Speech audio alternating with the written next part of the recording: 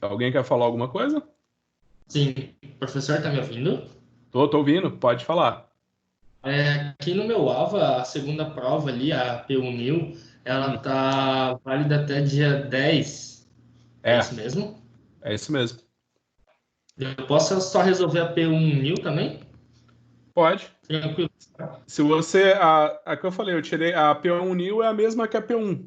É que eu tirei as questões que estavam meio confusas ali, né? Mas se você fizer a P1 e tirar mais que 6, eu te dou um ponto na tua nota final.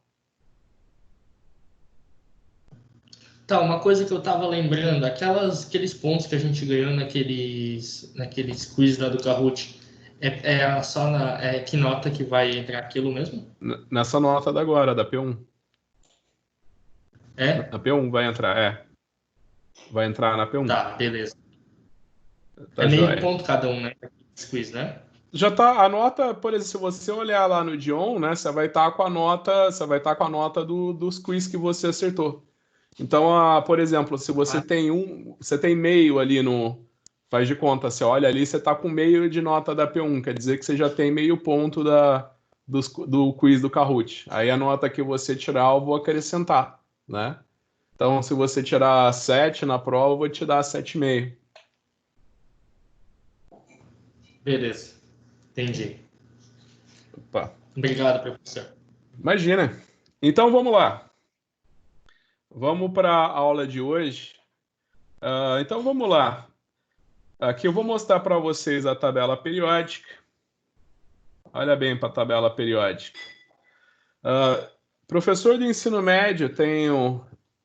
Professor de ensino médio, às vezes tem uma sacanagem que é pedir para você fazer a distribuição eletrônica de todos os elementos químicos. Acho que todo professor de ensino médio já chegou a pedir isso, né? Fala assim, faça a distribuição eletrônica dos elementos químicos, né? Aí você tem que fazer aquela distribuição eletrônica, 1s1, 2s2, né? Então, por exemplo, se você vir na tabela periódica, tem essas tabelas periódicas de cursinho que já vem a distribuição eletrônica, né? Então, se você clica no, por exemplo, se você clica no hidrogênio, perdão, acho que nem precisava ter clicado, né? Espera aí, vamos voltar. Então, você está aqui na tabela periódica, você posiciona o mouse em cima do hidrogênio, né? Cadê? Aqui. Electron Configuration, né? Que é configuração eletrônica. Então, você vai olhar na tabela periódica, a gente já viu lá no tempo das nossas aulas presenciais que você pode imaginar a tabela periódica como uma matriz, né? Ó, você tem aqui colunas e linhas. Eu vou chamar cada coluna de família e cada linha eu vou chamar de período. Aí você olha para a tabela periódica, ela tem uma, duas, três, quatro, cinco, seis linhas, ou seja, ela tem seis períodos. Eu vi também que o pessoal andou errando na prova. Não esqueçam que o primeiro período da tabela periódica tem só dois elementos, que é o hidrogênio e o hélio. Se você olhar para. Então você imagina o seguinte: esse é o primeiro período, esse é o segundo e esse é o terceiro período, tá? Esse daqui que é o terceiro período da tabela periódica. Essa é a família A1, A2, A3, A4, A5, A6, A7, A8. A família 8 é conhecida como família dos gases nobres. A família 7A é conhecida como a família dos halogênios. Aqui você tem os metais alcalinos e aqui você tem os metais alcalinos terrosos. E aqui no meio, que é a família B, você tem os metais de transição. Então, quando você clica aqui, você vê configuração eletrônica, você vai ver um S1. Quando você olha aqui, você vai ver configuração eletrônica um S2. Você olha aqui, lítio. Deixa eu ver, configuração eletrônica do hélio S1. O que que isso aqui quer dizer? Então, você imagina o seguinte, que você tem os níveis, né? Você pode imaginar que cada período da tabela periódica representa que cada linha da tabela periódica, cada período representa um nível atômico. Aí, o que que seria um nível, né? Então, tá, eu estou mostrando aqui a tabela. Eu lembro que eu fiz o ensino médio A professora de Química do ensino médio falou para eu fazer a distribuição eletrônica de todos os elementos, né? Como avaliação. Aí tá, aí tinha que colocar de todos os elementos químicos a distribuição eletrônica. Aí eu tinha uma tabela periódica dessas de cursinho, eu fui e copiei um por um. Eu fiquei ali umas 3, 4 horas para copiar um por um, mas eu fiz, né? Eu fiz, mas eu não tinha nem ideia do que eu estava fazendo. Então vamos lá, o que é distribuição eletrônica? O que quer dizer um S? O que quer dizer 2S? Aqui, por exemplo, no caso do carbono, né? Eu venho aqui, configuração eletrônica, 2S2, 2P2. O que quer dizer esse 2S2, 2P2? O que quer dizer esse 2, né? Então você pode imaginar que eu tenho aqui a configuração eletrônica 2S2, 2P2. O que esses números, esses números e essas letras querem dizer?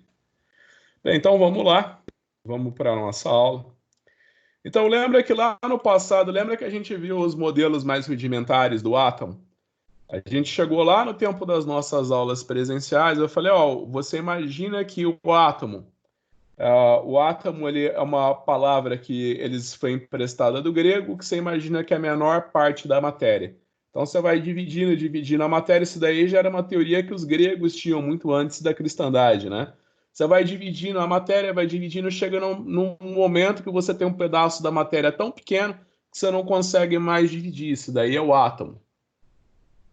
Tá, então a gente tem o átomo tem um núcleo e uma nuvem eletrônica. A maior parte Então, imagina que toda a massa do átomo está no núcleo, né? Toda a massa do átomo está no núcleo, e você tem uma nuvem eletrônica. Nessa nuvem eletrônica, você tem elétrons. Você imagina que o núcleo é composto de prótons e de nêutrons, né? Onde a massa do átomo vem dos prótons e dos nêutrons. O nêutron, como o próprio nome já diz, ele não tem carga elétrica. Por definição, o elétron tem carga elétrica negativa e o próton tem carga elétrica positiva, onde a carga do próton é igual à carga do elétron, né? Então você imagina que esses elétrons estão nessa nuvem eletrônica. Aí vem aquela ideia. Tá, mas carga positiva e carga negativa se atraem, né? Por que que o elétron não se funde com o átomo, né? Com o núcleo? Você imagina que você tem uma carga positiva e uma carga negativa. As duas cargas se atraem, né? Por que o elétron não se funde com o núcleo? Aí que eu falei, eles pegaram aquela ideia da orbitação, da física, né? Você imagina que massa atrai massa. Você imagina que, por exemplo, a Lua. Se massa atrai massa, por que a Lua não se funde com a Terra? Porque ela está em órbita com a Terra, né? Você imagina que eles pegaram a ideia da orbitação da física, né? Se alguém não lembra direito do fenômeno de orbitação, vamos olhar um livro de física geral. Só que tem um detalhe, né? Você imagina que a massa atrai massa, a Lua não se funde com a Terra, já que massa atrai massa, porque a Lua está em órbita. Só que você imagina que, no caso de um átomo, o elétron tem carga negativa e o núcleo tem carga positiva. Aí está aqui, qualquer órbita deveria ser possível, portanto, qualquer energia. Mas uma partícula carregada em movimento num campo elétrico deve emitir energia, né? Então você imagina que o resultado final disso seria a destruição, né, do átomo. Então eles falaram, não, essa ideia de que lá no passado o homem as primeiras teorias, né, as primeiras teorias atômicas que tinham, aquela teoria do pudim de passas de Rutherford. Você tem um núcleo e uma nuvem eletrônica. Tá. A maior parte da massa do átomo está no núcleo. A nuvem eletrônica praticamente não tem massa e ocupa a maior parte do espaço, né? Você imagina que se o núcleo do átomo fosse o tamanho de uma maçã, a nuvem eletrônica ia ser do tamanho do Maracanã, do estádio do Maracanã. Tá, mas como é que esses elétrons estão em volta do núcleo? Como que esses elétrons estão distribuídos, né? Então o pessoal não tinha ideia de como é que esses elétrons estavam distribuídos ao redor do núcleo do átomo. Então aí que foi necessário novas teorias. Essas teorias, né, que advêm da mecânica quântica, que foram usadas para fazer a teoria atômica moderna, né? Então, por exemplo, aqui a gente tem o espectro atômico e o modelo de Bohr. Então, a ideia que ele tinha é que o elétron, ele estaria os elétrons estariam ao longo do átomo como diversas órbitas, né? Então, ele falou que essas órbitas, né, poderiam ter números inteiros, né, de 1 até infinito, né? Seriam as únicas órbitas possíveis para o elétron. Se de uma certa forma o elétron saltasse de um nível eletrônico para outro, isso daí emitir energia, que é o que a gente observa essa energia na forma de luz. Mas qual que é o modelo que a gente usa hoje? É o modelo da mecânica quântica. Eu lembro que quando eu fiz meu doutorado na Unicamp, a gente tinha a iniciação à docência. Aí eu acabei vendo um pouquinho das aulas de Química Geral na época da Unicamp. A gente tinha um professor, colega que dava a disciplina, ele era físico-químico, né? Ele era da parte de química quântica. Aí eu lembro que ele ficou um tempão tentando explicar os cálculos envolvidos nos orbitais moleculares, né? E é o que eu falei, eu não vou gastar praticamente tempo nenhum explicando essas funções para vocês, né? Até porque vocês estão fazendo o cálculo 1 agora, vocês vão precisar, para entender essas equações, vocês precisam de uma formação muito sólida em cálculo, né? Mas basicamente tá, o que viria a ser essa teoria o que seria essa teoria atômica moderna? Eu vou mostrar para você, você imagina o seguinte, eles emprestaram da mecânica quântica. Então, o que seria um orbital? O que seria um orbital S? Eu vim aqui para vocês, mostrei na tabela periódica, a configuração eletrônica do hidrogênio, um S2. Configuração eletrônica do hélio, um S2. O que seria isso daqui? O que seria esse orbital molecular? Você pensa o seguinte, que da mecânica quântica você tem a probabilidade de você encontrar o elétron numa dada região do espaço. Então, com certeza, eu acho que vocês lembram do ensino médio que falaram para ti do orbital S, que ele é redondinho, tá? O que é esse orbital? Eu lembro que um professor de química no ensino médio falava, o orbital S é redondinho, né? O que seria esse orbital S que tem um formato esférico? Então, você imagina que a mecânica quântica te dá a probabilidade de você encontrar o elétron no espaço, onde você define a origem desse espaço como no núcleo. Então, por exemplo, essa figura que está aqui desse lado do slide, ela está dizendo para ti, você imagina o seguinte, que você está tirando, que o elétron está em volta do átomo, e você está tirando milhares de fotos por milissegundo ou por nanosegundo do átomo, e aqui a posição do elétron. Então você imagina que esse formato esférico aqui é a probabilidade de você encontrar o elétron perto do núcleo. Então, por exemplo, aqui você tem aqui probabilidade de encontrar o elétron a uma dada distância a partir do núcleo. Então, aqui você tem a probabilidade e aqui você tem a distância. Você vai imaginar o seguinte, você está fazendo o cálculo, para que serve a integral? Para que serve a integral? A integral serve para você achar a área debaixo de uma função, né? Então, toda vez que eu integro uma função, eu estou achando a área que está debaixo dessa função. Então, por exemplo, essa daqui é a função de onda. Essa daqui me dá a probabilidade, essa função aqui me dá a probabilidade de encontrar o elétron em função de uma dada distância do núcleo, né? Você imagina que esse gráfico aqui tá na escala de 0 a 6, onde o gráfico está falando para mim que 6, que cada uma unidade representa 52,9 picometros, né? Então você imagina que você tem o m, que é o mili, né? Então você tem 1 milímetro, você tem 10 a menos 3 metros. Você tem 1 micrômetro, você imagina que você tem 10 a menos 6. Você tem um nanômetro, né? É um nm, nanômetro, você imagina que você tem 10 a menos 9 metros. E você tem o picômetro, né? Que você tem 10 a menos 12 metros. Então aqui é a função de probabilidade de você, é a probabilidade de você encontrar o elétron a uma dada distância do núcleo. O que esse gráfico está mostrando para você? Que é a probabilidade de encontrar o elétron em qualquer direção, né? Você imagina que o espaço tem 3 dimensões, né? X, Y, Z. Então, esse gráfico, ó, ele está dizendo para mim que quando um elétron está num orbital S, eu tenho a probabilidade de encontrar ele, né, em qualquer uma das direções. Você está dizendo que esse formato esférico do orbital S quer dizer que eu posso encontrar o elétron nessa região, né, de 52,9 picometros em qualquer direção.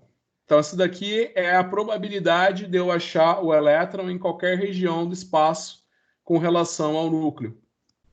Né? Esse daqui que é o orbital S.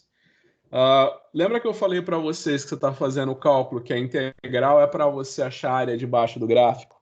Então, por exemplo, se eu tenho uma velocidade, eu integro, eu acho... Se eu tenho um gráfico da aceleração em função do tempo, se eu faço a integral, eu volto, né? Eu volto para a velocidade em função do tempo. Então, imagina que se você integrar essa função aqui de 0 até infinito, a área que você vai achar é 1, onde 1 é 100% de probabilidade. Se você fizer essa integral de 0 a 1, você vai achar 0,9, ou seja, que 90%, você tem 90% de chance de encontrar o elétron em qualquer direção do eixo x, y, z, a uma distância de 52,9 picometros. Por isso que ele tem esse formato esférico. Isso daqui é a probabilidade de você achar o elétron numa dada região do espaço.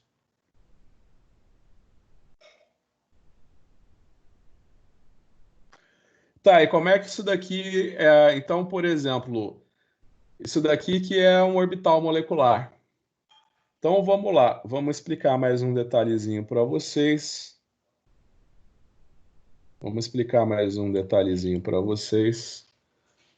Então, você imagina que você tem alguns números quânticos que estão... Você imagina que tem alguns números quânticos que estão relacionados a esses orbitais. Então, aqui a gente tem números quânticos de orbitais. A função da onda para um elétron e um átomo descreve um orbital atômico. Conhecemos a energia desses elétrons, mas apenas a região do espaço em que provavelmente estejam localizados.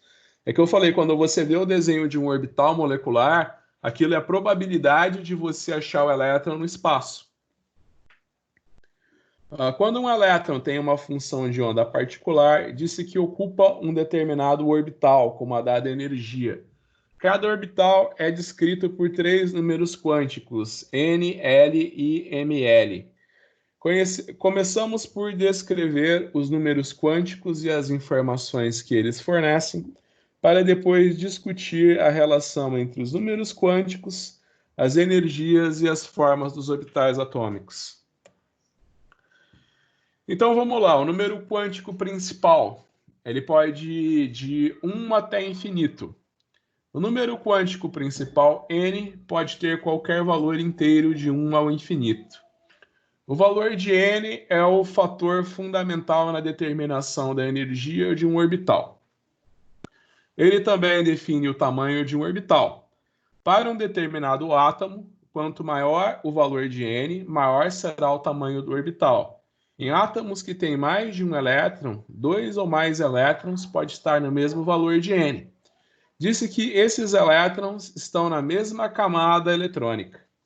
Pessoal, o que isso quer dizer para ti? Isso daí que eu acabei de ler que está no livro. O que isso quer dizer para ti? Isso daqui, esse texto aqui que eu acabei de fazer a leitura para ti, eu tirei ele do livro, dei Ctrl+C, Ctrl+V do livro. Você lendo isso daqui no livro, você entende o quê? Alguém pode falar alguma coisa para mim? O que você entende disso daí que eu acabei de ler para vocês? É que eu falei, isso daí eu dei Ctrl+C, Ctrl+V do livro.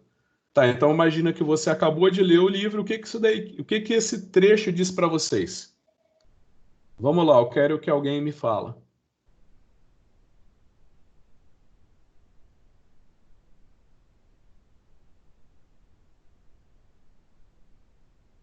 Vamos lá? Alguém vai me dizer alguma coisa? O que esse trecho que eu acabei de ler quer dizer para vocês?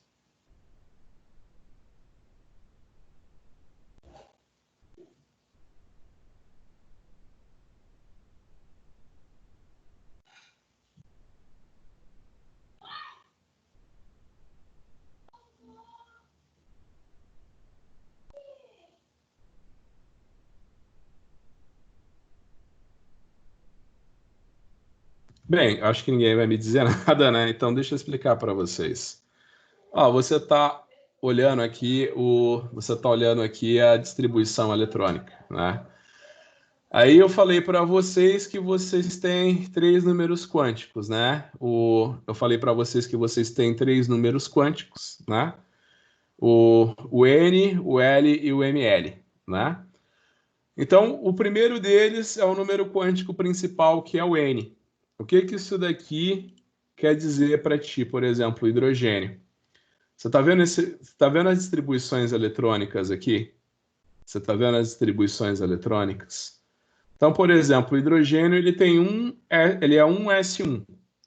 Então, você imagina o seguinte, que esse 1 é o número quântico principal. Né? Você tem só um elétron, né? Então você está na primeira camada. Esse S é o formato do orbital, né? E o ML, né, ele vai te dar o quê? Ele vai te dar quais dos orbitais que o elétron está presente. O que eu falei para vocês? Que quanto maior o número quântico principal, maior vai ser o átomo, né? Pessoal, então você imagina o seguinte, que à medida que o número quântico principal for aumentando, o tamanho do orbital aumenta. Isso quer dizer o quê? Que a probabilidade de você encontrar o elétron, ele vai estar numa região maior. Então, por exemplo, a probabilidade de eu encontrar um elétron do lítio, né, numa dada região é maior do que eu encontrar o elétron do sódio nessa mesma região. O que isso quer dizer? Isso quer dizer que quanto maior o número quântico principal, maior o tamanho do orbital. Você pode observar o seguinte, que na tabela periódica, os elementos químicos eles estão separados nas famílias por onde eles têm os elétrons. Então, por exemplo, se você olhar para a família 1, ela vai ter apenas um elétron no orbital S.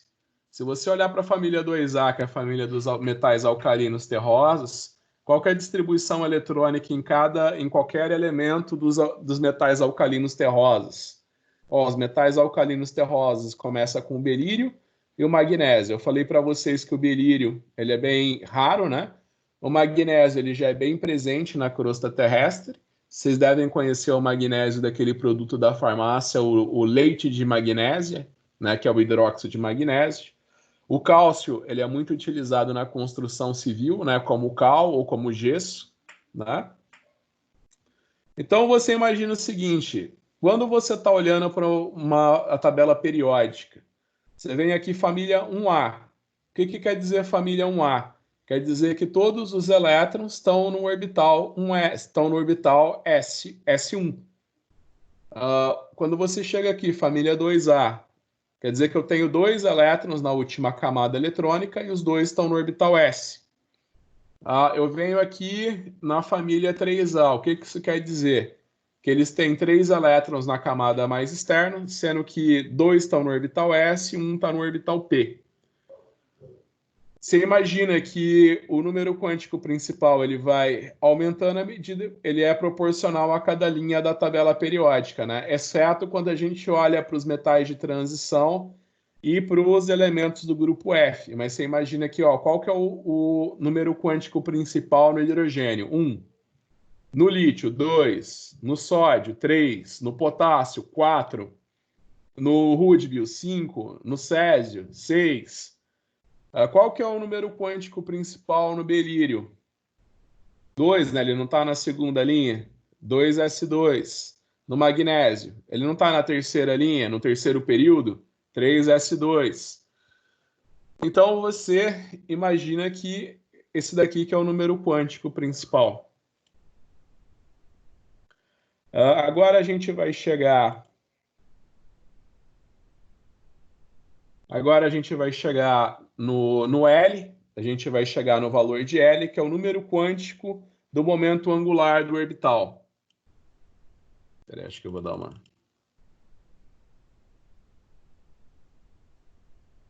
Acho que isso aqui não ficou... Eu vou pôr Times New Roman. Aí fica mais bonitinho para ser visualizado. Então vamos lá, o L é o número quântico do momento angular do orbital. Então você imagina que L, né, pode ir de 0 até n-1. Orbitais de uma dada camada eletrônica podem ser agrupados em semicamadas, cada qual caracterizada por um valor diferente de número quântico. O número quântico L, referido como número quântico de momento angular do orbital, pode ter qualquer valor inteiro, de 0 a n-1. Esse número quântico define a forma característica de um orbital. Diferentes valores, né, de L correspondem a diferentes formas de orbitais. O valor de N limita o número de subcamadas possíveis para cada camada. O número de possíveis subcamadas aumenta à medida que N aumenta. Para a camada com N igual a 1, L deve ser igual a 0. Assim, apenas uma subcamada é possível. Quando n é igual a 2, ele pode ser igual a 0, 1. Dois valores de L agora são possíveis e, por seguinte, há duas subcamadas na camada de elétrons n igual a 2. As subcamadas são normalmente identificadas por letras. Por exemplo, uma subcamada L igual a 1 é chamada de uma subcamada P. E um orbital nessa subcamada é chamada de um orbital P. Pessoal, então olha bem. A gente está aqui na tabela periódica, então a gente está na primeira linha. 1s1. Então o número quântico principal é o quê? É 1. Você imagina que esse L quer dizer a subcamada. Então aqui a gente tem a camada principal e o L é a subcamada. Então você imagina que o valor de L, que são os orbitais que podem estar presentes, né? Então você imagina o seguinte: você tem uma camada eletrônica que tem o número quântico principal 1 na primeira linha. Então as subcamadas que podem ter, elas podem variar. Elas podem variar e ter o valor de L. O valor de L é sempre n-1. Então você imagina que 1 menos 1 é igual a 0. Então você imagina que quando o número quântico principal é 1, né? Você tem o primeiro período da tabela periódica. Quando tu tem o primeiro período da tabela periódica, tu imagina que os elétrons vão estar no orbital S. Quando você chega no segundo período da tabela periódica, né, na segunda linha da tabela periódica, você tem o número quântico principal 2. O valor de L ele vai variar de n-1. Né? Então você imagina que você tem 2 menos 1, né? Então, você tem como probabilidade 0 e 1. Esse 0 e 1 quer dizer o quê? Orbital S e orbital P. Então, você imagina que no segundo período da tabela periódica, você vai estar na segunda camada, número quântico principal igual a 2. No entanto,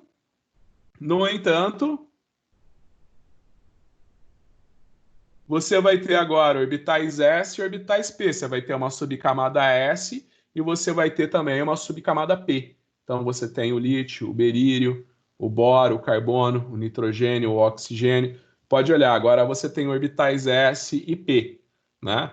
Você imagina o seguinte, que agora eu vou falar do ML, né? Que você imagina o seguinte, esse ML diz quantos orbitais tem em cada subcamada, né? Mas você pode olhar aqui, ó, você está agora no segundo nível, ó, você tem o lítio, 1s1, 2s2. Aí você tem o boro, 2s2, 2p1, o carbono, 2s2, 2p2, o nitrogênio, 2s2, 2p3, entendeu? Você tem as camadas, você tem as subcamadas.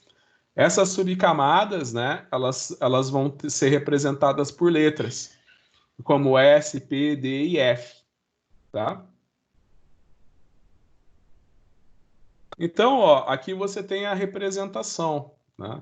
Então, você imagina os valores de L. Você imagina os valores de L. Esses valores de L, por exemplo, eles vão ser sempre, os valores de L possíveis vão ser sempre igual, o máximo vai ser n-1. Então, esse, por exemplo, se eu tenho um n igual a 4, o maior valor de L que eu posso ter será 3, né? n-1, 4, menos 1, 3. O 3 representa os orbitais F, o 2 representa os orbitais D, o 1 representa os orbitais P e o 0 representa os orbitais S. O número quântico magnético, né? O número quântico magnético, né, quer dizer que é o ML, está relacionado com a orientação no espaço dos orbitais dentro de uma subcamada. Orbitais em uma determinada subcamada diferem na sua orientação no espaço, não na sua energia. O valor de ml pode variar de mais L até menos L, com o zero incluído. Por exemplo, quando L igual a 2, ml pode ter 5 valores, né? De menos 2 a mais 2, que dá 5. O número de valores de ml para uma dada subcamada vai seguir sempre a regra, 2L mais 1. Especifica o número de orbitais na subcamada.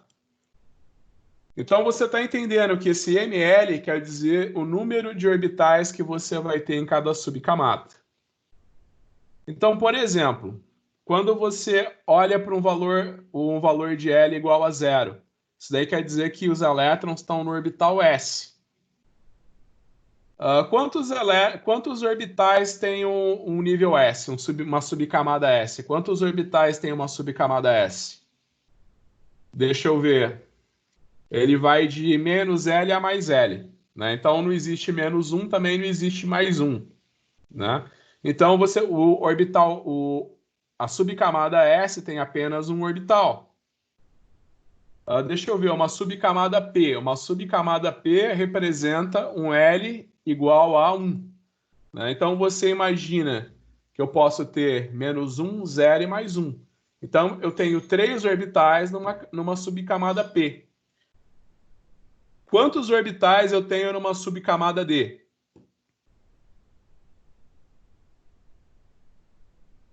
Quantos orbitais eu tenho numa subcamada D? Você imagina que os valores de L, né, vão variar de menos 2 a mais 2, o que me dá 5 orbitais. Então, dessa forma como você pode olhar na tabela periódica, então você pensa, o primeiro período. O primeiro período ele vai ter N igual a 1 e L igual a 0. Então, você imagina que no primeiro período da tabela periódica, eu vou ter o hidrogênio, que tem um elétron, s1, e o hélio, que tem 2 elétrons, s2. Aí quando eu chego no número atômico 3, eu tenho o quê? Eu tenho o lítio, né? O lítio tem 3 elétrons. Como é que está distribuído esses 3 elétrons? Você imagina que agora meu número atômico é 2. Se meu número atômico, se meu N é igual a 2, se meu N é igual a 2, então meu L pode ter valor de 1. Então, eu vou ter orbitais S e P no segundo período da tabela periódica. Então, quando eu estou no nível, no N igual a 2, quando eu estou no N igual a 2, eu vou ter as subcamadas S e P. Eu vou ter as subcamadas S e P. Então, se você for olhar a quantos elétrons cabe, quantos elétrons, você imagina que depois a gente vai ver o momento de spin, que cabem 2 elétrons em cada orbital. Você imagina que um elétron vai ter um momento, vai ter um spin positivo, o outro vai ter um spin negativo. Mas você imagina que você começa a fazer distribuição eletrônica do lítio, ó. 2s1 no berílio, 2s2. O 2 é o número quântico principal. O S é o formato da subcamada. E esse número que aparece em cima do S é o número de elétrons que está em cada orbital. Então, assim que você chega aqui, ó, essa parte aqui da família 3A, família 8A, é conhecido como bloco P. Ó, da família 3A até a família 8A, isso daqui é conhecido como bloco P. Por que isso daqui, ó, é conhecido? Por que esses elementos aqui são conhecidos como bloco P? Porque você imagina que os elétrons da camada mais externa deles vão estar em orbitais S e P. Por exemplo, se um orbital S cabe apenas 2 elétrons, né, o orbital S, a subcamada S tem apenas um orbital. A subcamada P, ela já tem 3 orbitais. Então, cabem 6 elétrons na subcamada P. Então, você olha aqui, ó, 1s1, 2s2, 2s2, 2p1, 2s2, 2p2 para o carbono, aí chegou no nitrogênio. O nitrogênio está na família 5A. Né? Então, ele tem o quê? 5 elétrons na camada mais externa. Tem 2 na subcamada S e tem 3 na subcamada P. Você chega aqui no oxigênio. O oxigênio está na família 6A. Quer dizer que ele vai ter os elétrons de valência dele. Ele vai ter 2 elétrons da camada mais externa, né? Na subcamada S e 4 elétrons na subcamada P. Você chega aqui nos halogênios. Está na família 7A. Eles vão ter 2 elétrons numa subcamada S e 5 elétrons numa subcamada P. Quando você chega na família 8A, que também é conhecida como família dos gases nobres, você imagina que você vai ter 2 elétrons numa subcamada S e 6 elétrons numa subcamada P. Você tem aquela definição, né, que fala que é a teoria de valência. Então você imagina que para eu preencher completamente o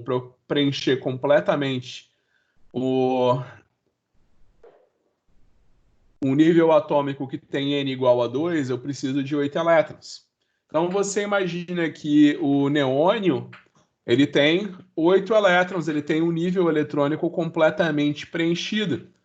Então, justamente por ele ter um nível eletrônico completamente preenchido, ele não vai querer nem ganhar nem perder elétrons, porque ele tem um nível eletrônico completamente preenchido. Isso daí faz com que esse tipo de elemento, que esses elementos sejam muito pouco reativos, né? Daí que vem o nome gases nobres. Aqui a família 1A e a família 2A. A família 1A e a família 2A são conhecidos como elementos do grupo S. Por que elementos do grupo E? Por que elementos do grupo S? Porque os elétrons na camada mais externa deles estão onde? Estão numa subcamada S. Então, vamos lá. Então, aqui é que eu falei, né? Você tem o número quântico magnético, você tem o número quântico magnético. O que o número quântico magnético te diz?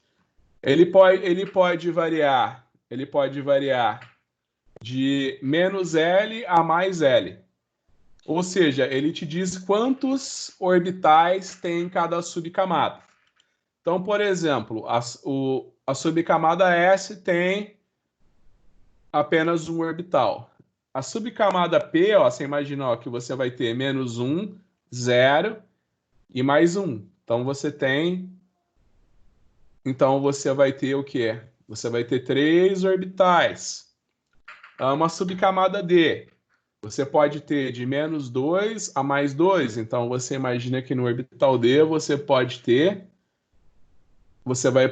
5 orbitais, né? Podem entrar 10 elétrons no nível D.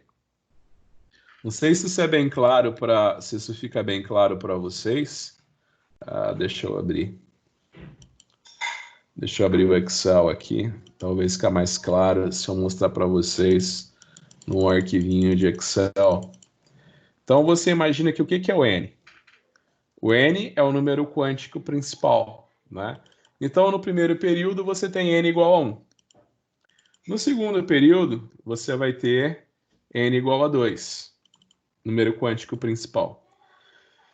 Você imagina que, nesse caso aqui, os valores possíveis de L,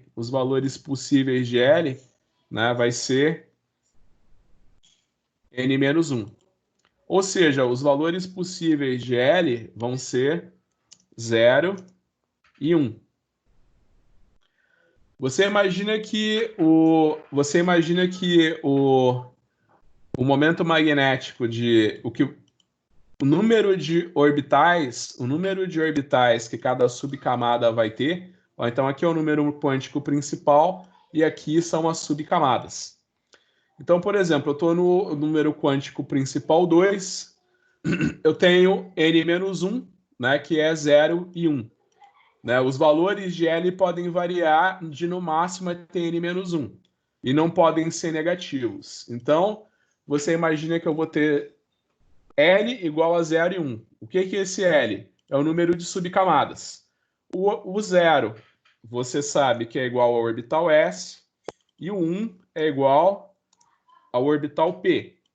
Você imagina que o 2 é igual ao orbital D e o 3 é igual ao orbital F. Tá bom? Então, você imagina que quando você tem o número quântico principal igual a 2, você pode ter duas subcamadas, né? Você pode ter duas subcamadas que é 0 e 1. Então, você pode ter orbitais S e orbitais P. Deixa eu ver. Quantos orbitais eu posso ter numa subcamada S? Quantos orbitais eu posso ter numa subcamada S? Deixa eu ver. S é igual a 0, né? Então, eu posso ter menos 0, 0 e mais 0. Não existe menos 0, nem existe menos 0. Então, eu posso ter só um orbital na subcamada S. E numa subcamada P, quantos orbitais eu posso ter? Bem, P pode variar de menos L até mais L, incluindo 0. Então, deixa eu ver. Então, deixa eu ver. Então, os valores de P, já que o P quer dizer L igual a 1, então o P pode variar de menos 1 a 0 e a 1. Opa! Então, eu posso ter 3 orbitais numa subcamada P. Então, você imagina que o N é o número quântico principal. Olha bem para a tabela periódica. Olha bem para a tabela periódica. Você imagina que o N é o número quântico principal, que é o período, né, ali em que o elemento químico está presente. O que quer dizer esse S? O que quer dizer esse S, SP, DS? O que quer dizer isso daqui? Isso daqui são as subcamadas. E você imagina que o número de elétrons que vão caber em cada subcamada, né, vai depender do formato do orbital. Então, por exemplo, aqui eu estou no bloco dos elementos do grupo S. Eu estou no bloco dos elementos do grupo S, então ele só tem uma camada S. Então vai caber 1 ou 2 elétrons numa subcamada S. Eu estou aqui no silício, ele está no terceiro período. Então você imagina que eu tenho 2 elétrons que podem caber numa subcamada S, 2 elétrons que podem entrar numa subcamada P. É assim que a gente faz a distribuição eletrônica dos elementos, né? Então, vamos lá. Então, aqui, mais uma vez, revisando o que a gente já falou, né? Isso daqui eu peguei do livro. Camadas e subcamadas. Os valores permitidos dos 3 números quânticos estão resumidos na próxima tabelinha que eu vou mostrar para vocês. Ao analisar os conjuntos dos números quânticos nessa tabela, você descobrirá o seguinte: N é o número de subcamadas em uma camada. 2L mais 1 é o número de orbitais em uma subcamada, né? Número de valores de ml possível. E N ao quadrado é o número de orbitais em uma camada, né? Então, por exemplo, quando a gente olha para a primeira linha da tabela periódica, para o primeiro período da tabela periódica, né, a gente tem N igual a 1. Quando N igual a 1, o valor de L só pode ser 0. Assim, ML também deve ser um valor de 0. O que isso significa? Isso significa que na camada mais próxima do núcleo, existe apenas uma subcamada, a qual consiste apenas de um único orbital, o orbital 1s. Na segunda camada, né, n igual a 2, né, quando n igual a 2, L pode ter 2 valores, 0 e 1. Assim, há 2 subcamadas na segunda camada. Uma delas é a subcamada 2s, a outra é a subcamada 2p. Os valores de ml podem ser menos 1, 0 e mais 1, quando L é igual a 1. Há 3 orbitais 2p. Todos os 3 orbitais têm a mesma forma. No entanto, cada um tem um valor diferente de ml. Isso é, 3 orbitais diferem quanto à sua orientação no espaço. Então, você imagina que na segunda linha da tabela periódica, no segundo período, né, você tem n igual a 1, se você tem n igual a 2. Se você tem n igual a 2, você imagina o seguinte, que os valores de L, você imagina que os valores de L podem ser 0 e 1. Isso quer dizer que você pode ter subcamadas S e subcamadas P. Você imagina que no orbital S, né, você imagina que numa subcamada S você tem apenas um orbital, e numa subcamada P você vai ter 3 orbitais, né? Você imagina que cabem 2 elétrons em cada subcamada, então você imagina que na primeira linha da tabela periódica, no primeiro período da tabela periódica, ao primeiro período da tabela periódica, cabem apenas 2 elétrons, porque você tem apenas um orbital.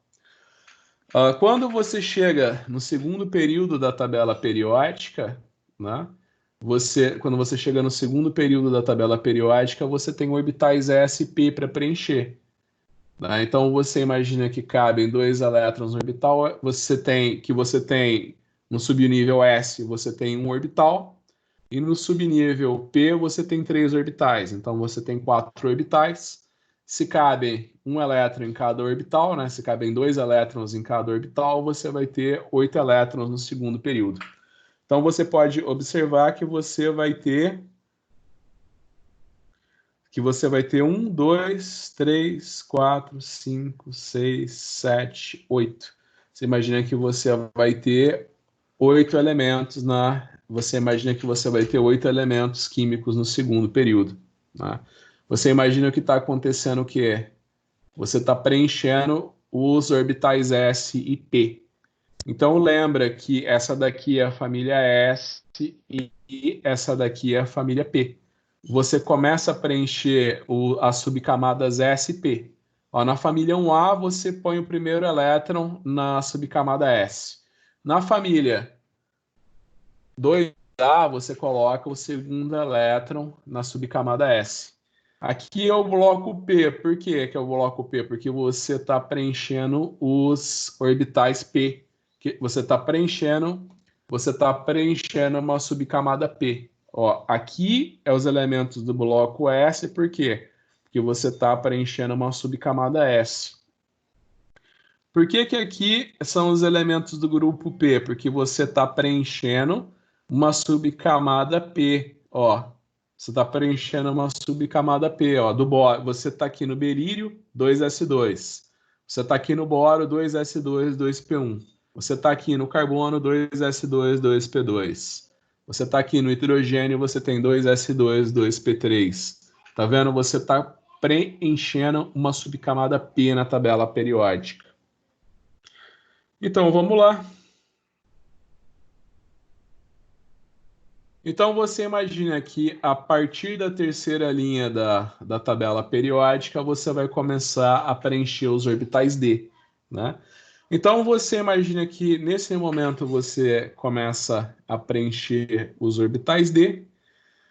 Então, quando você começa a preencher os orbitais D, você tem o quê? Você tem os metais de transição. Você está preenchendo, olha aqui, você está preenchendo os orbitais D. Você está preenchendo os orbitais D, você tem os metais de transição.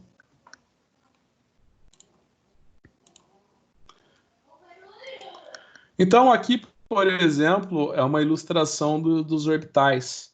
O que quando você... Aqui é a ilustração. Aqui é a ilustração das subcamadas, tá vendo? A gente está mostrando aqui a ilustração das subcamadas.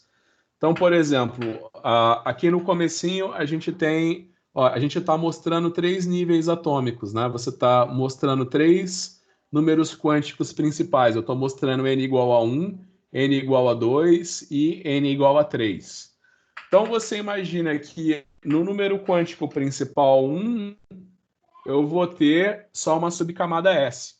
O que isso daqui está mostrando para mim? Que a probabilidade de eu achar o elétron no espaço, ó, eu tenho aqui x, y e z, a probabilidade de eu achar o elétron no espaço vai ser ao longo dessa região esférica. Agora eu tenho o número quântico principal 2. Tá, então eu vou ter 2 subcamadas, S e P. Você imagina que aqui um orbital S, da mesma forma que no orbital 1s1, a probabilidade de eu achar o elétron vai estar nessa região esférica ao longo de x, y e de z. Aqui eu tenho um orbital P. Essas daqui são as probabilidades de eu achar o elétron no espaço quando ele ocupa uma subcamada P. Você imagina que esses nódulos que tem aqui é que com esses orbitais P, você imagina que nos orbitais P vai ter uma região próxima ao núcleo que não tem probabilidade de eu encontrar o elétron. Então vem aqui até uma pergunta, né? Talvez isso daqui não seja uma coisa tão intuitiva, porque esse formato dos orbitais que eu estou falando, ele é a probabilidade de você achar o elétron numa dada região do espaço, né? Eu falei para vocês que, você imaginam que as subcamadas S e P é a probabilidade de eu achar um elétron no espaço. Eu falei isso para vocês, né? Mas eu não mostrei da onde que vem essa função, né? Eu só falei que é uma teoria nova que fala que é para tratar o elétron como probabilidade de achá-lo numa dada região do espaço, né? Então talvez não seja uma coisa tão fácil de vocês visualizarem agora. Mas a única coisa que você precisa saber quando você olha para a tabela periódica é onde vão estar esses elétrons. Se vão estar numa subcamada S ou se eles vão estar numa subcamada P. Então, vem, o que é um orbital? A região do espaço de maior probabilidade de encontrar o elétron em um átomo. Tá? Então, essa é a definição de orbital. É a região do espaço de maior probabilidade de encontrar o elétron em um átomo. Né? Então, tá aqui que eu falei, ó, números quânticos de orbitais.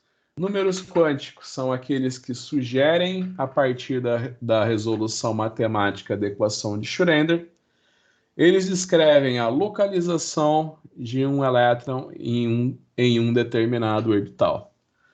Cada elétron em um orbital tem seu próprio conjunto de 3 números quânticos, né? Então, ele tem o número quântico principal, que é o n, ele tem o número quântico azimutal, ou de momento angular, né? onde ele pode ter um valor L, onde o valor máximo de L vai ser n menos 1. E ele também vai ter o número quântico magnético. Você imagina que o número quântico magnético vai dizer quantos orbitais tem cada subcamada. Então, aqui a gente tem uma ilustração, números quânticos e orbitais.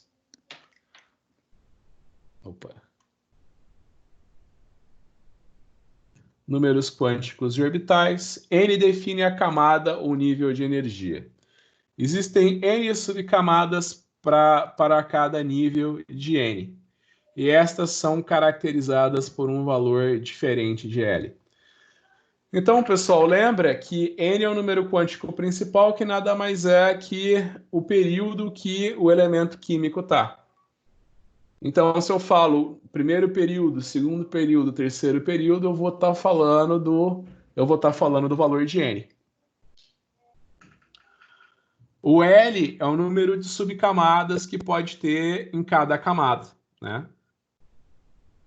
Então, você imagina que esses elétrons que estão na camada mais externa do átomo, eles podem estar distribuídos em subcamadas. E essas subcamadas podem ser S, P, D e F. Então, você imagina que o número de subcamadas vai ser definida por esse valor de L, onde L pode ter um valor máximo de N mais 1, tá? Então, você imagina que no primeiro período você só tem a subcamada S, no segundo período você já vai ter a camada SP, no terceiro período você já vai ter a camada SP e D.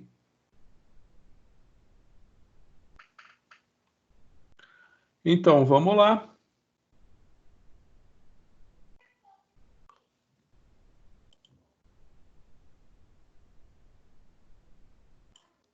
Então, aqui é um resumo, né? Então, aqui é um resumo. É o resumo dos números quânticos, né? Então, aqui a gente tem o número quântico principal, que é N. Ele pode ter valores de 1 até infinito, mas até o momento, se você olhar para a tabela periódica, você vai ver que os valores de N conhecidos até hoje é 1, 2, 3, 4, 5, 6 e 7. Né? Então, o valor máximo de N que é conhecido até hoje é o N igual a 7.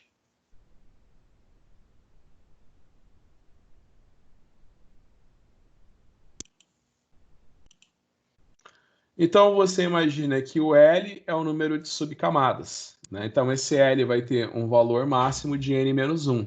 Então, você imagina que quando N é igual a 1, você pode ter uma camada S. Quando N é igual a 2, você pode ter a camada SP. Quando N é igual a 3, você pode ter a camada SP e D. E quando N é igual a 4, você pode ter a camada S, SP, D e F. Aqui, o número e tipo de orbitais na subcamada, né? Então, você imagina qual que é o número e tipo de orbital na subcamada, né? Então, você imagina que esses valores de L, eles vão variar de menos L até a mais L, incluindo zero, né?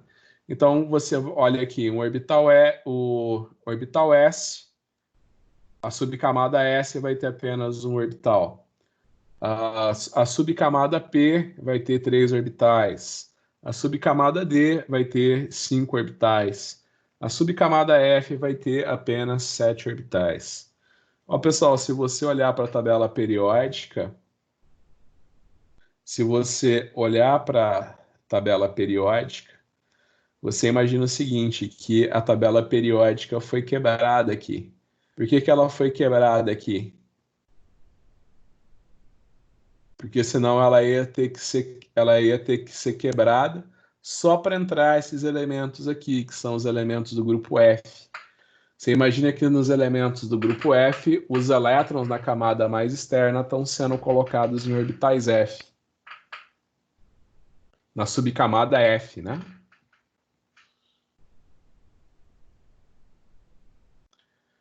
Pessoal, vamos ver se vocês entenderam. Vocês estão entendendo até agora, pessoal?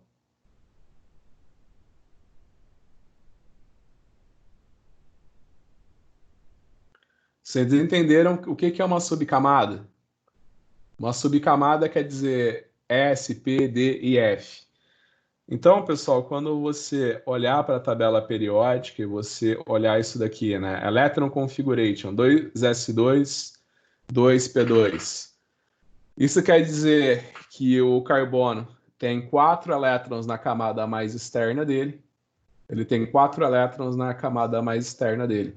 A camada mais externa é o número quântico principal, né? Então, você imagina que ele tem uma camada interna que é N1, que eu posso representar pela distribuição eletrônica do hélio. E ele tem 4 elétrons na camada mais externa. A camada mais externa é o período que ele está. O período que ele está é o número quântico principal, que é igual a 2. Né? Então, você vai ver que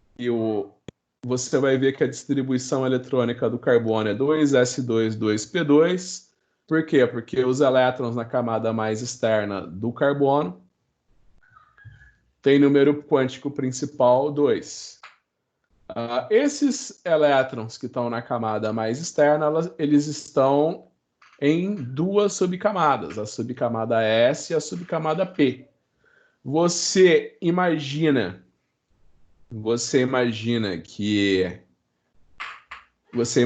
que cada orbital vão caber 2 elétrons, né? E pelos números quânticos, você sabe que um orbital P, que uma subcamada P vai ter 3 orbitais, tá bom? Então, esse sp, né, qual que é a configuração eletrônica do carbono? 2s2, 2p2. Esse sp são as subcamadas. E esses números que tem 2s2 e 2p2 é o número de elétrons que tem em cada subcamada. Então, você imagina que no carbono, ele tem 2 elétrons numa subcamada S e 2 elétrons numa subcamada P. Tá bom?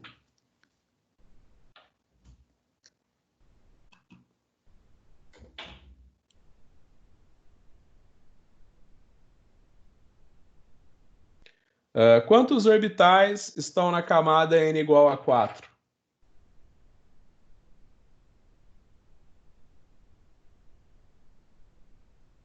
Quantos orbitais estão numa camada n igual a 4? Alguém vai me responder?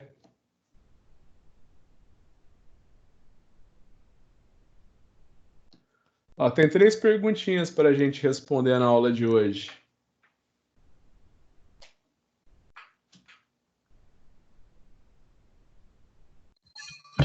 São. Peraí.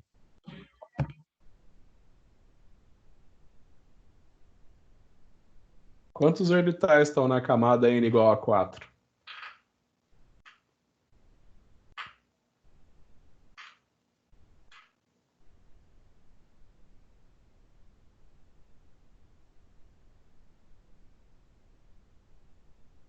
Quantos orbitais estão na camada n igual a 4? Pessoal, se você olhar aqui, ó, você tem o número quântico principal 4. Então, você pode ter as subcamadas, né? As subcamadas, o valor máximo das subcamadas vai ser n-1. Então, você tem 3, 2, 1 e 0. Né? Você sabe que a subcamada 0 é S, a subcamada P é 1, a subcamada D A subcamada D tem número igual a 2 e a subcamada F tem número igual a 3. Então, você vai ter 1, 3, 5 e 7. 3, 1, 5 e 7. Se você fizer a conta, vai dar 16. Então, você imagina que para cada número quântico principal, o número de orbitais que você vai ter vai ser igual a n elevado ao quadrado. Então, se o número quântico principal for 3, quantos orbitais você pode ter? Quantos orbitais você pode ter se o número quântico principal for 3? Quantos orbitais você pode ter se o número quântico principal for 3? 9. Isso, 3 elevado ao quadrado, que é igual a 9. Vamos para mais uma questão. Qual classificação é dada para um orbital com número quântico n igual a 4 e l igual a 1?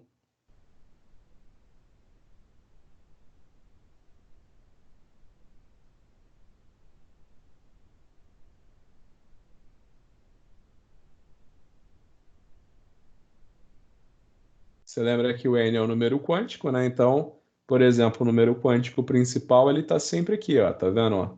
O silício. O número quântico principal é o 3. O L é o quê? É a subcamada. O L é a subcamada. A subcamada pode ser SP, a subcamada pode ser D e a subcamada também pode ser F.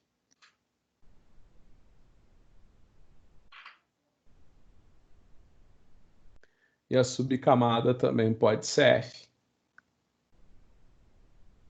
A subcamada também pode ser F. Você lembra que o S é 0, que o P é 1, o D é 3 e o F é 4. Então, se o L é igual a 1 e o N é igual a 4 e o L é igual a 1, então você pode dizer que é 4P. Ó, 4P.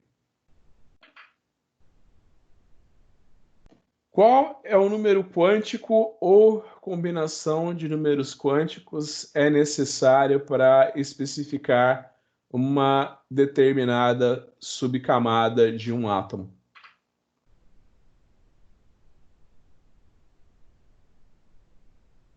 Para especificar uma subcamada, você vai precisar sempre de N e de L, né? Ó, por exemplo, olha aqui a distribuição eletrônica na tabela periódica, tá vendo? Você vai precisar sempre, ó, precisa do número quântico principal, você precisa do número quântico principal, você precisa do número quântico principal, que no caso aqui é o 4, e você precisa dizer o subnível, né? No caso, o subnível é o S e o P. Por exemplo, o selênio. O selênio ele está no quarto período da tabela periódica, então o número quântico principal é 4. Os elétrons dele estão nos subníveis S e P, né? Então eu vou precisar, para descrever um subnível, eu vou precisar do N e do L. Tá bom?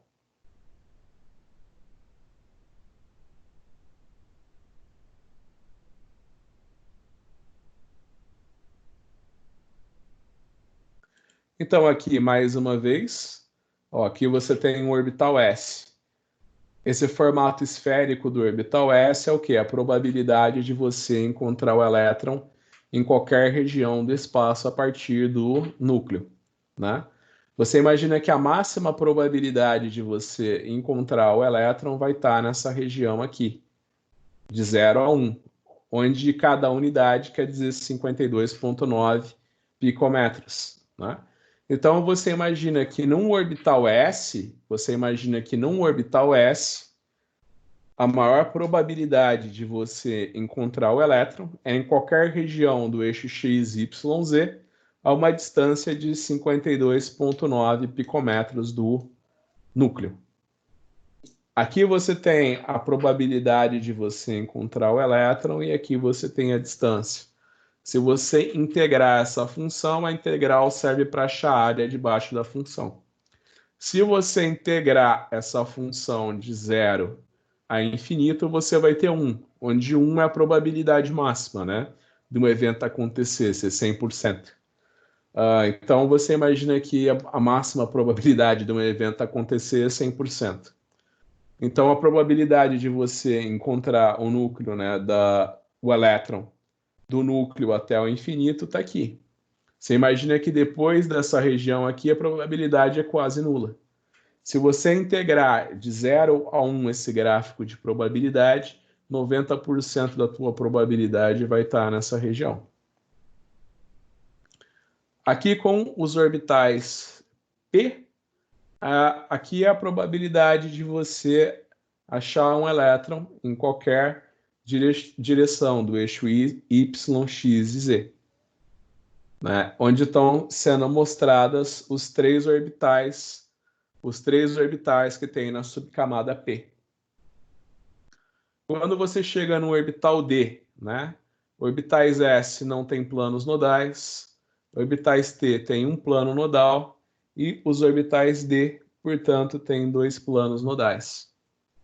Você imagina que esses 2 planos nodais são as regiões perto do núcleo que não há probabilidade de se encontrar o elétron. A distribuição dos elétrons nos átomos. Cada orbital pode acomodar não mais que 2 elétrons. Uma vez que cada elétron é único, precisamos de uma maneira de distinguir cada elétron individualmente no orbital. Isso é feito através do quarto número quântico, o ms, né? Que é o número de spin. Quando átomos, cada um deles com um elétron desemparelhado, forem colocados em um campo magnético, eles mostram que há 2 orientações possíveis para o elétron nos átomos. O spin do elétron foi alinhado com o campo ou de forma oposta a ele. Então, lembra que eu falei, olha aqui. Você olha aqui, você clica em qualquer um dos elementos da tabela periódica. Clique em qualquer um dos elementos da tabela periódica, seja ele do grupo A ou do grupo B, onde o grupo B são os metais de transição. Vamos clicar aqui no cloro. Distribuição eletrônica. Deixa eu ver. O número quântico principal do cloro é 3. Isso quer dizer que os elétrons de valência, né, os elétrons na camada mais externa do cloro, têm número atômico principal 3. Esses elétrons do cloro, eles estão distribuídos, na subcamada S e P. Você imagina que, então são 7 elétrons para serem colocados em 2 subcamadas. Você imagina que em cada orbital, né? Lembrando que a subcamada S tem um orbital e a subcamada P tem 3 orbitais. Então você imagina que quando uma subcamada é preenchida, né, que cada orbital cabem 2 elétrons, cada um com momento de spin oposto. Então, por exemplo, cabem 2 elétrons na subcamada S, né? Um com momento de spin positivo e o outro com momento de spin negativo. Né? Você chega aqui, vamos ver o ferro, por exemplo. Né? O ferro, os elétrons na camada mais externa do ferro vão estar em orbitais S e D.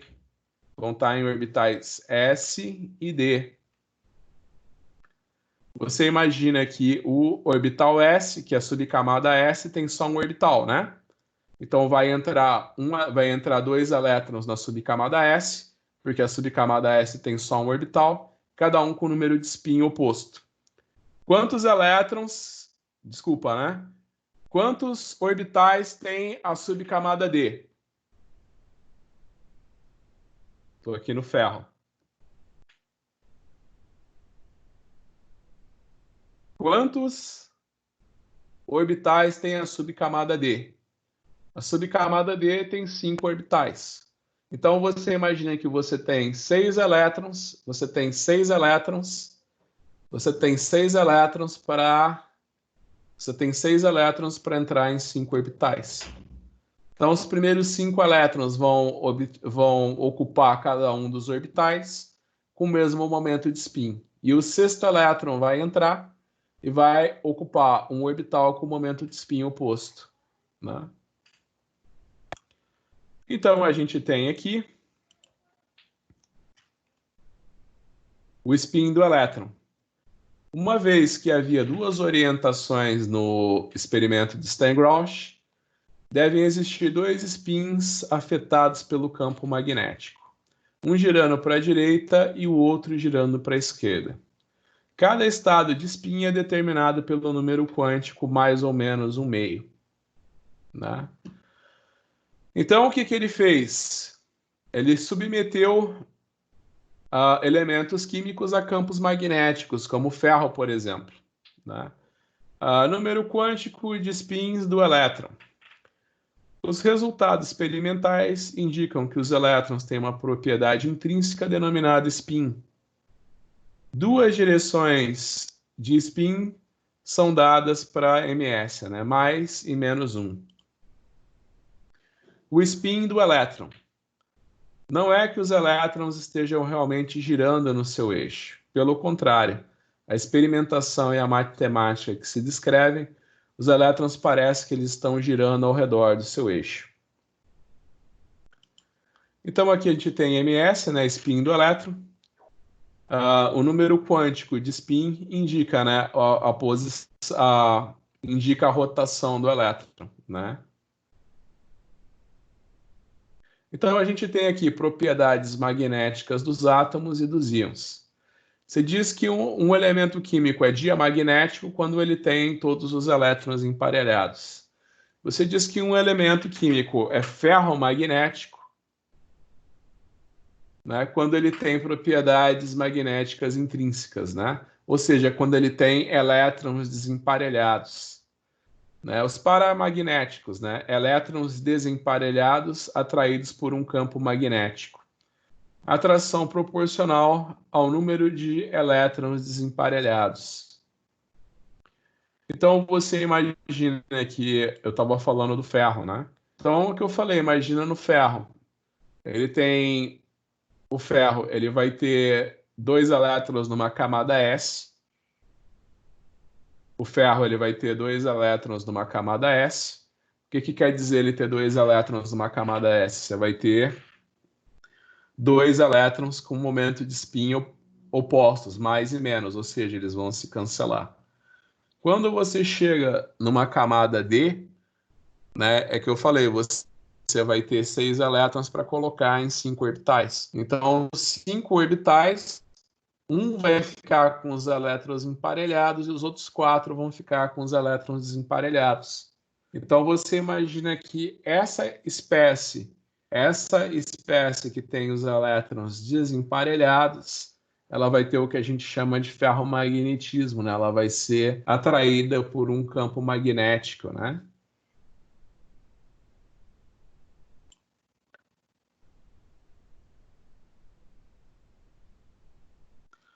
Bem, aqui a gente tem no slide 38, a gente tem um resuminho do que foi feito hoje, né?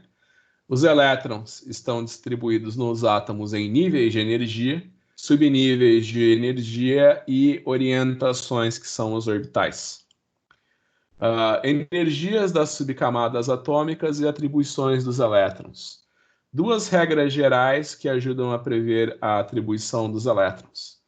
Os elétrons são atribuídos às subcamadas em ordem crescente do valor, né, de N para mais L. Para 2 subcamadas com o mesmo valor de elétrons, N mais L, são atribuídos primeiros à subcamada com N mais baixo. Então, o que isso quer dizer? Eu vou mostrar para vocês agora como é que você preenche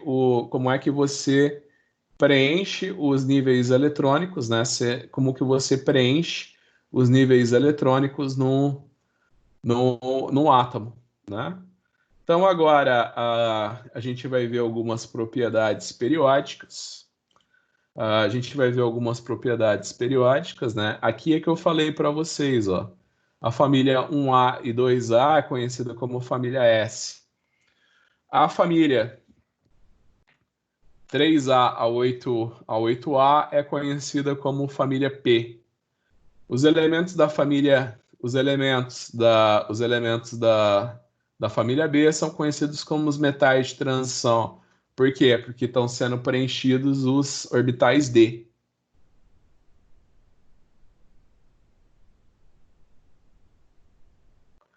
Então, aqui a gente vai, na próxima aula, eu vou mostrar para vocês como é que é feita a distribuição eletrônica, né? Um jeito de você mostrar como que é feita a distribuição eletrônica é através desse modelo das caixinhas, né? Então, por exemplo, eu pergunto para ti quantos elétrons cabem no... Faça a distribuição eletrônica do nitrogênio. Então, você vai olhar na tabela periódica o nitrogênio. O nitrogênio ele tem número atômico 7, ou seja, ele tem 7 elétrons. Então, você imagina que 2 desses elétrons, né, vão estar na camada 1s, na subcamada 1s. Então, os elétrons mais externos do nitrogênio estão no número quântico principal 2. São 5 elétrons para serem distribuídos no número quântico São 5 elétrons para serem distribuídos na subcamada S e na subcamada P. Então, você pensa que os elétrons entram primeiro na subcamada S, então preenche a subcamada S. Aí lhe sobram apenas 3 elétrons. Cada um desses elétrons vai ocupar um orbital molecular que está vazio. Aí, por exemplo, quando eu chegar no oxigênio, é a mesma coisa, só que vai ter um elétron a mais. Aí esse elétron a mais vai entrar num dos orbitais. Você imagina que esses 3 orbitais têm a mesma energia. Esse elétron a mais vai entrar num dos orbitais que está aqui com o momento de spin oposto.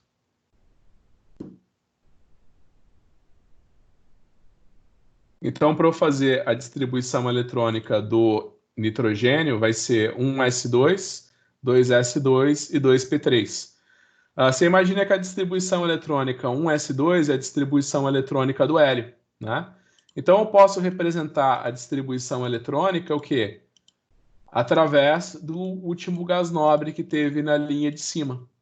Então, ó, pode observar aqui na tabela periódica, por exemplo, eu quero fazer a distribuição eletrônica do arsênio.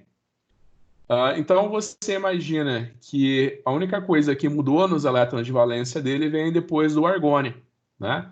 Então, se eu quero mostrar a distribuição eletrônica do arsênio, eu vou falar que ela é a distribuição eletrônica do argônio, 3d10, 4s2, 4p3. Né? Você imagina que esses elétrons do arsênio não vão sair, né? É só uma representação que a gente faz, né? Para você ver que esses elementos aqui, né, são os metais de pós-transição. Então tá joia, pessoal. Amanhã a gente continua fazendo a distribuição eletrônica, tá? Amanhã a gente continua falando mais um pouquinho de distribuição eletrônica. Alguém quer fazer alguma pergunta antes de eu encerrar a aula?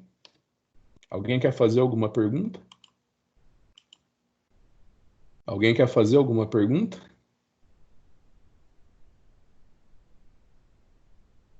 Professor, Diga. sobre o livro, o senhor sabe se a biblioteca da FURB está aberta para poder pegar? Não, a biblioteca ainda está fechada, mas se você clicar você consegue acessar o chat? Não, não, o chat não. Mas se você for no site da biblioteca da FURB, você acessa o livro online, ó. Não, sim, eu estava com ele online esses dias para estudar. Só que eu meio que gosto do manual, aí eu queria ir na FURB buscar, mas Ainda tá Não, às fechado. vezes não. Para você ter uma ideia, esse negócio de livro online é uma coisa bem recente, né? Mas eu mesmo, todos os livros que eu uso nas minhas disciplinas, eu tenho em papel, né? Então, aqui em casa eu tenho uma estante enorme, estão todos os meus livros, né? Apesar de eu ter acesso a eles online, eu sempre gosto de ter eles no papel, né? É E eu mais vou, prático, eu acho. sim. Mas também tem um ponto de vista, né? Que às vezes vocês são, por É, exemplo, sou professor, então eu consulto só meu livro de química geral, né? Agora uhum, você é aluno, você tem várias disciplinas. Aí você imagina que, por exemplo, o COTS, né? O COTS tem 1.000 páginas, o outro que eu uso para analítica tem 1.200. Então você imagina que às vezes você é, levar um livro para cada disciplina aí, você vai estar andando com 25 quilos de papel aí nas fica costas, complicado. né? Sim, sim. Né? Mas é mais por Mesmo causa para de quem é fazer grande, vai resumo. dar problema de coluna depois. Se andar carregando 25 quilos de papel para tudo quanto é lado. Verdade, verdade. Mas é mais no caso de querer fazer consulta ou procurar alguns assuntos aí. Ah, sim. Mas espera a biblioteca abrir de novo, então.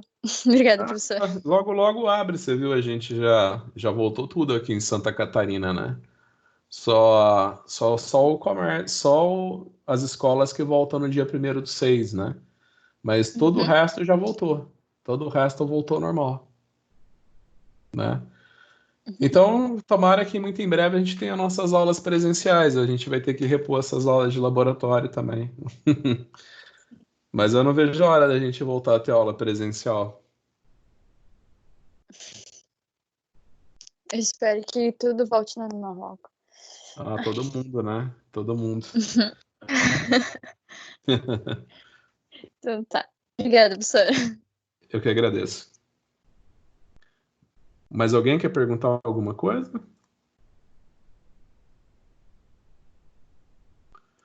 Ah, tem um detalhe também, pessoal. Eu estou colocando as aulas no YouTube, né? Eu falei com o pessoal da DRA semana passada. Hoje eu liguei lá e pedi uma posição. Eles falaram que o Teams, né, ele é configurado pela Microsoft. Então ele olha mesmo os alunos matriculados em cada uma turma. E se eu adicionar alguém que não está matriculado naquela turma, o Teams vai lá e exclui. Isso é automático, não tem como mudar isso, né? Então, infelizmente, a gente vai continuar, tipo assim, eu coloco a aula para uma turma, o resto do pessoal eu convido, né? Mas eu estou colocando os vídeos das aulas no YouTube, né? Então, você pode imaginar que eu estou colocando as nossas aulas todas no YouTube. Então, se você entrar no YouTube e digitar meu nome, você já acha o meu canal. E as últimas aulas eu já coloquei ali no YouTube. As últimas aulas, as aulas das últimas 2 semanas eu já coloquei no YouTube. Então é só tu entrar ali no YouTube que você consegue ver as nossas aulas das 2 últimas semanas. Aos pouquinhos eu vou colocar todas no YouTube. Mas então é isso, pessoal. Eu vejo vocês amanhã à noite.